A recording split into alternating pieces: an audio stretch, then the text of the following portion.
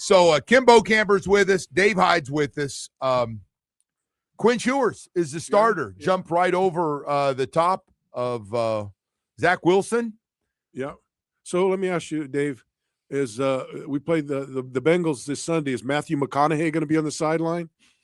He going to make a trip over here to his buddy and watch his buddy Quinn Ewers? No. Oh, are they buddies? From No, Texas? anybody from Texas. Oh, from Yeah, Texas. yeah. He was big on Quinn Ewers. Oh, right man. on the side. Boy, That's right. Maybe he could become a minority owner. He can buy Fergie's minority. Yeah, Take Fergie it wants out. to We give don't hers see up. them anymore. So you know what? No. Bo embarrassed her so Fer- badly Fer- she's out after his LA Fergie trip. comes when. So the last time we went to SoFi, Fergie was out there. Both times, and nobody. Like they don't even acknowledge. It's not her. a big deal anymore. No, Red carpet. She walks out there and she's Remember like that? looking for people to talk to. She went to dinner with us one night, and Bo and I ripped her the whole time, telling stories, and then get back to her. Like we'd make a comment about something and go, Fergie, you know something about that. And her mouth dropped wide open. Her husband was there, who was he was all pumped up. He played quarterback in college. He played her They're divorced now. So is what's his name? He's a good actor. He's been in a lot of he's stuff. in a lot of stuff. DeMille? He's remarried. What's his name? Adam DeMille. No, DeMille. It's Zach DeMille, Jack DeMille, something like that. Anyway, so he played quarterback at Minot State. Which is in that sounds like South Pacific. It's either in Minnesota or North Dakota. Yeah. And so when we were going to this dinner, and they gave us biographies of the guys, right? Of all the people that are going to be there. So I'm looking at the guy, and I go, Minot State. When I played Minnesota and played football in Minnesota my freshman year, we played against Minot State. So I waited for everyone. Everyone's got getting autographs and pictures with them, and I waited. Everyone stopped. Said, "Hey."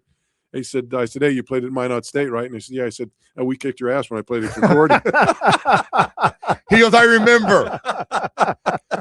That was Had to get the shot in. That was a fun night, though. That was that was a little. But what do you expect from Quinn Ewers? What do I don't expect? know. So let me ask you this: what do you think Mike is looking to see? Run for So 200 yards. So is this the?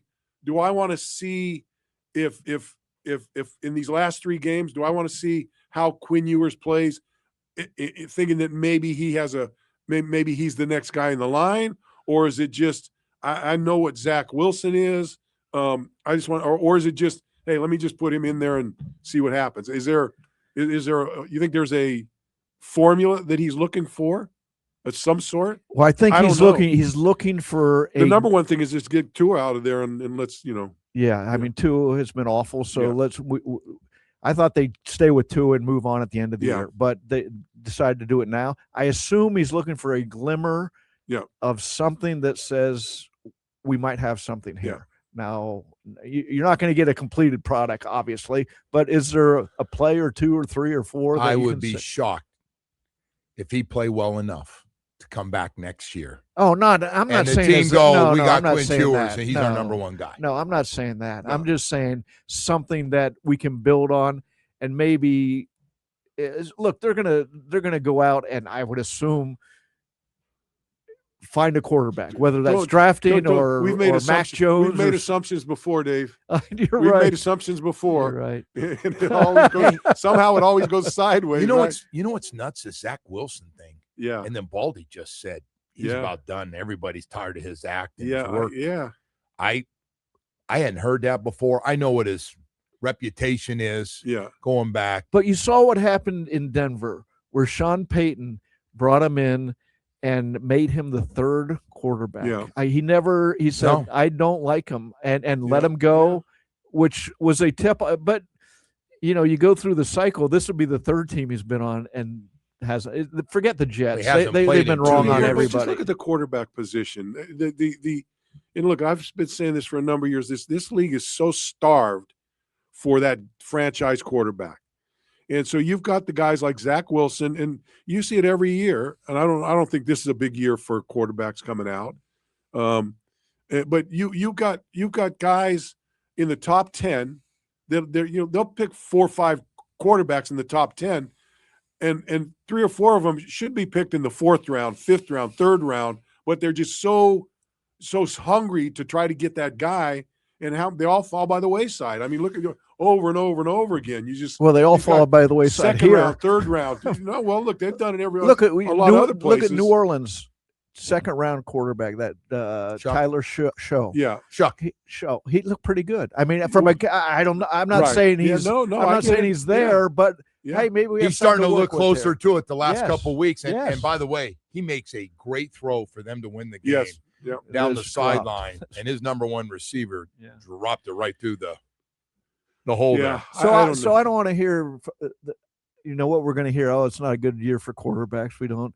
Look, the Dolphins have put themselves in this situation where you need a quarterback this year instead of through the recent years trying to find. I'll give you a good one. I'll give you a good one that I don't think's crazy. There's going to be some pressure on this one. Jimmy Cefalo brought it up. Bo was up there with me. Mendoza drops to where we pick. Do you take him? You know what? Football decision. I don't know enough your about football. him. I don't either. I don't know enough. I don't look towards the draft that much, but let's just assume, for the sake of argument, the Dolphins go 0 for the rest of this season. They're 11th right now, so say they pick 8th. So you get up to there. So I had a buddy of mine, and he's not a big football fan, but he's a big Cub fan. He's a big Indiana fan. Went to Butler, and he's got that whole Indiana thing. And he tells me that, hey, we need to do a Mike Ditka, trade all of our draft choices and get well, I'll tell you what, get the quarterback. The big and I said, nah, you can't do that. How about trade him for Joe Burrow?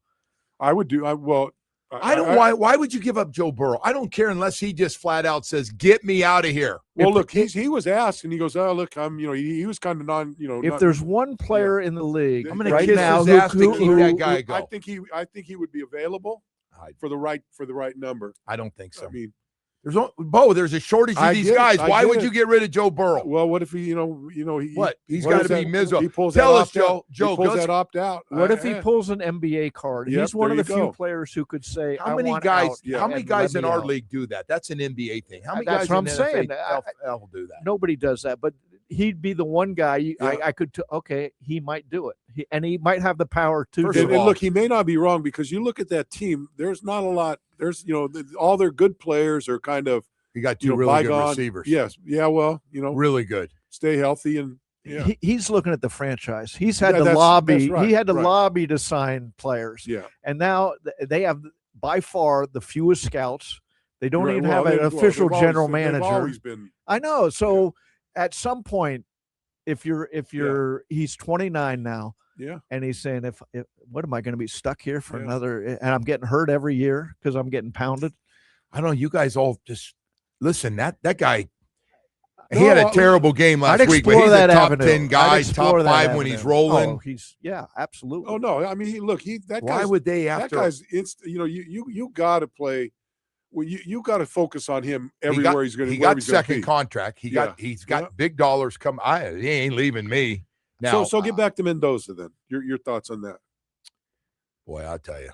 Well, he's got the whole Miami thing. He is the exact opposite the way he talks and everything else of our guy that we have right now, who I've had a gut full of. Or else we can go for that guy from Vanderbilt that really made an ass of himself. The guy that said, "F you. You didn't vote for me." I tell you what, he had a pretty good pretty good stats. Pretty good stats. Pretty good season. Yeah, no doubt. Vanderbilt is the one team that got overlooked. Yeah. And they got screwed by this playoffs. But anyways, he's 5'9" too, so forget it. But before we get to Mendoza, the Dolphins need to have a structure in place to make football decisions, right? This is a football decision. And somebody's got big basketballs that sold. I love Mendoza. I love how he sounds. I love how he plays. But what does that mean? No, it doesn't. So, how does that translate, right? But here's what's happened to our team on this quarterback thing. We've liked Josh Allen, but we didn't get aggressive like the Bills did to jump over people to jump ahead of us and Arizona to take them. We're saying we like Lamar, but we like this guy, we like that guy. We never take him. And then the bad one is that we're going to be tied to for life is Justin Herbert and Tua going 5 and 6 in that draft. I mean, you can go back to Matt Ryan and Jake Long. Then you get Lamar Jackson, Josh Allen. I mean, the Dolphins have not taken quarterback. They've been scared to take quarterback. So you used to get fired when you missed on one. So let's talk about the structure of the Dolphins. This is it, right? So, to me, whoever that person is, if I was Stephen Ross or I would find a guy that's going to run the football operations, right? And he's going to be the guy, and your general manager is going to pick the players, and then you're going to get your head coach to coach the players, and nothing in between. And that business guy is all about business decisions. The contract you gave to Tua when you didn't really need to do that. The situation where you gave Tua the money, those kind of things. Let a business guy. Well, that's a football decision. That's going to be somebody should have stepped at Chris Greer, whoever the general manager, a veteran step in and say he's not. We're not. So that's what the business that would be the head of football operations to me would be that guy. You guys do your job, but I'm going to overstep you if I think it's not the right thing. I just, just throw it. Look from and maybe so Chris Greer. Everyone's talking about Chris Greer. Who the guy before Chris Greer? What did he do? What did he do to make this team better? Mike Tannenbaum. What did he do? And who was before Mike Tannenbaum? Dennis Hickey. What did he do? And who was before that? Jeff Ireland. What did he do? Nothing. They're all part of this 25-year. Oh no, it wasn't just one extravaganza that we've gone through. So let me ask you a question. What you're talking about? Let's just go now. Yeah. I don't know what the relationship is, but Brandon Shore's down on the sideline. Yeah. What's Brandon Shore's job? I thought it was contracts. What is it? It's contracts, and by right. Does Brandon Shore tell Chris, this is a lot of money. We're chewing up a lot. Brandon Shore knows the cap's inside now. I get it. Look. I'm gonna throw. My thing would be I put Tom Garfinkel at the top of the pack. You're the business guy. You've been in NASCAR, you've been in baseball, you've been in F1, you've been in 10. It was Tom's idea to tank. It was Tom's idea all to this tank. Stuff. He does have a say, and he's super smart and all. Right. Is he a football guy? But I would make him. Both talking about his structure. I'm talking about business structure. Yeah. Of a guy that Tom's not going to jump in and start telling people to take that wide receiver. I get that. No, don't take that guy. But when you come up and you come to him. When Mike comes to him, Chris Greer comes to him. So we want to give Tua $212 million. Absolutely not. Here's what you need to do. You need to let him play 8 games. We'll see what happens. And if he plays well, we'll give you. So let me ask you. That's a great point, though. So I wonder, knowing Tom sees us screaming and coach saying pay Tua, and Brandon Shore's involved and Chris. I wonder if Tom tried to step in and go, hey, guys, this is not a good move, man. Well, somebody was in there blocking the move because, remember, it didn't happen. Mike had to pound the table. Yeah, right. He had to pound. Who was he pounding it? So there was opposition. Well, so if you remember, I remember the situation clearly. He went out and he said, I'm gonna throw during training camp. After day 1, I'm not throwing anymore until I get a contract. And they put in who do we have last year? Mike White and Skylar Thompson. Right after that practice, Mike ran upstairs. Hey, we need to sign Tua. Next day, they gave him a $212 million contract. Yeah, enough said. Right. All right, listen, we got to go to break here. We got this. We all got in deep thought, different opinions about how to fix things, but we're all in agreement that structure matters. You know what? It matters. The person they hire. Yeah. If John Harbaugh or Sean Payton were out there, you'd hire them and it'd settle everything. Yeah. Right. Hey, they would be the structure. Yeah, stay with me. Stay with me. Both keep your thoughts. You got it when we come back. We'll take a quick break right after this. We'll see you.